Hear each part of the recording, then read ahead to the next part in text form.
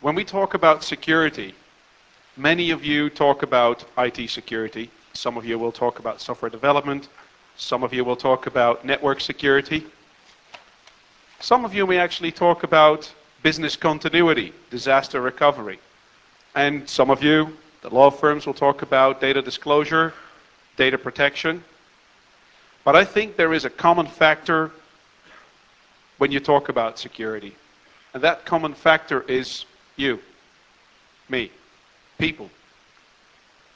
When I think about security, I think about a problem that I cannot easily control. I can control my network, which we operate in 170 countries. I can control that. Ever since we launched our MPLS network, for example, which powers 60% of the Fortune 500 in 1999, we have tracked every change by anyone, anywhere in the world that works for BT and is allowed access to that network to configure it and secure it ever since its first launch. That's good.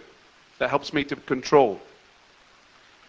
But I still come back to this issue of people. I think we can control the technology. All your laptops, your PCs, your mobile phones, your Blackberries, they're all secure. Secure by technology. We can trust the technology. Okay? Now, what I will argue here is that people will be something that we need to control in the security business. Let me give you another example. Business continuity. Can you raise your hand if you know if your company is doing exercises on business continuity? Whoa, that's very good. That was, if I may say, probably half of you. Okay, that's good. And do you know why we do this? We don't do them to test the process, because our people go to the best universities and listen to the best practitioners. We've got the process down. We've got the technology down. But now it comes down to people. When there is an emergency, can they remember the phone numbers? Do they know where the alternative IP addresses are? Do the systems automatically switch over? What are the procedures? Which is why you test. Okay? Test rigorously. I'll give you an example. I tested a fallback scenario not so long ago in one of our key command and control centers in the world. And the scenario was that criminals had managed to find a way into the building. Now, I've got to share something with you. At BT, I have some very sick colleagues. I have sick colleagues because they write up these scenarios. Yeah, they are people that dream up the scenario and they make it very real. Actors and the like. I'm sure it sounds familiar to you. And what they did is they made people believe, of course it was an act, that the office was now hijacked and people were being held at ransom.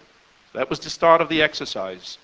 And the exercise went smoothly. They fell back to a different command and control center. They did everything they'd been told, because we train people. They did everything we've been told. We test it. We monitor the bridges. We write report. We then do the audits. And the exercise was over. And as you can imagine, there's quite some stress going through these exercises. So the exercise was nearly over, and someone from the command and control center that was being hijacked said, okay, exercise is over. Go back and look back after your customers. So, okay, that was good. That was a relief to people around the world. And some of the people already put the speakerphone down, who were on the conference calls, etc., the executives, until someone said, what did someone say? What are we missing? Excuse me? Anyone have an idea what went wrong? Rolling back. No, rolling back is a good suggestion, but that rolling back was okay. It was part of the problem, though. Anyone have an idea? Sorry? Exactly. Who said that the exercise was over? Actually, it was one of my very sick colleagues, who was testing if we were still following the procedure. He was testing everyone around the world whether they wanted to go back to their work, which they would because it's stressful, or if they were really following everything we taught them. Okay? So it was okay.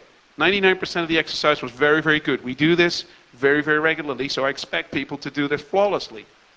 But we still had an issue, and the biggest issue I think we face is our own human nature. We can be naive when it comes to security.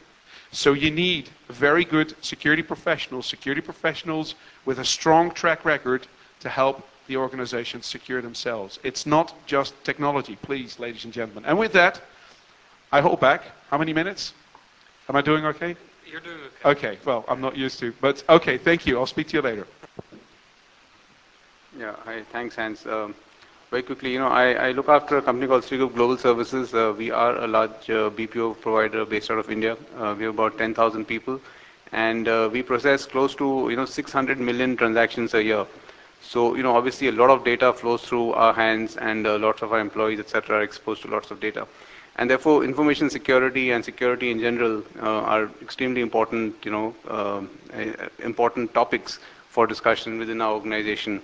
And but for this purpose, I just thought about trying to lay a framework as to why is it that suddenly information security has become so important, and whether we are doing enough as an organization, and whether we're doing enough as a country in terms of protecting various kinds of information or data that will be coming through our shores.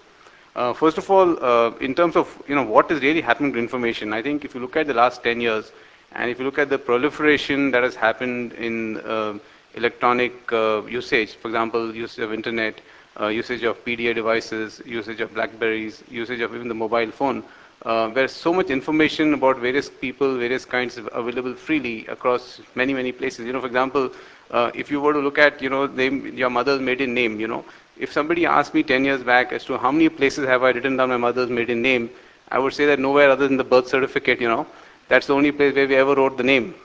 But today, if you are on the net, or if you are opening a bank account, or if you're doing anything which has got anything to do with the internet, you would have definitely put in the name there. And therefore, the way we have ourselves gone about putting our information all over the place has therefore resulted in a highest need for having high quality information security all around the place. And which is why today, several governments, for example, as mentioned earlier as well, that there are several governments which have put rules around how information should be taken care of, what should be transferable to various places, which should not be transferable. All this because the risk of the information available to the wrong person, the risk of it being misused, for example, we keep hearing about phishing attacks, we keep hearing about identity thefts. That risk is very, very high today. And therefore, it becomes very important for us to be able to uplift the game in terms of how information is managed.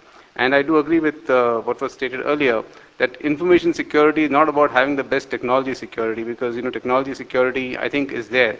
So when we do use devices today, they are already secure in terms of information going out. But the information which is it's not secure by technology is where we have to be very, very aware of in terms of how we're going to be able to capture that and how we're able to control that. And in that respect, culture, the culture that you have in terms of how do you protect information becomes very, very important and critical to do.